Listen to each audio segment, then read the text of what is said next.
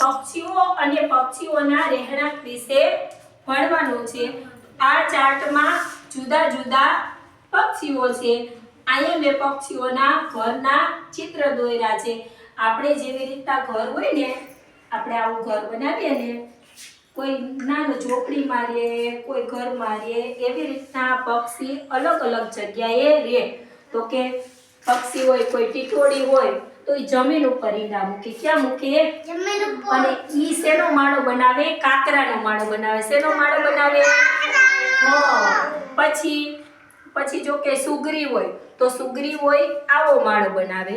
અને એનો માળો હોય, તમે એને વાયુ હોય ને, આપણી વાડીએ વાયુ હોય, એને અંદર ઝાડવું હોય તો એમાં લટકતો માળો હશે। કેવો હશે સુગરીનો માળો?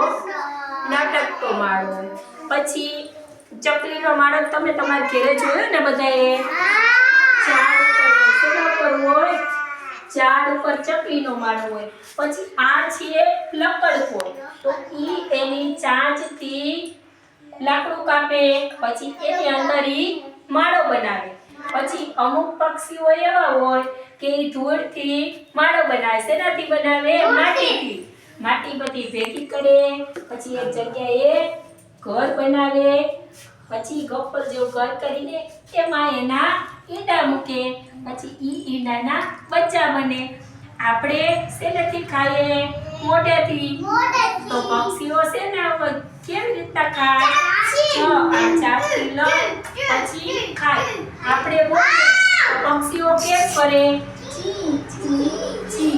પછી આપણે પગ હોય તો પક્ષીઓને પણ કેટલા પગ હોય? બે। આપણે હાલીએ તો પક્ષીઓ હાલે અને ઉડે। કઈ રીતના ઉડે? આવી રીતના આ કરીને ઉડે। અને પક્ષીઓ આમ। ચલો સરસ, અરે વાહ।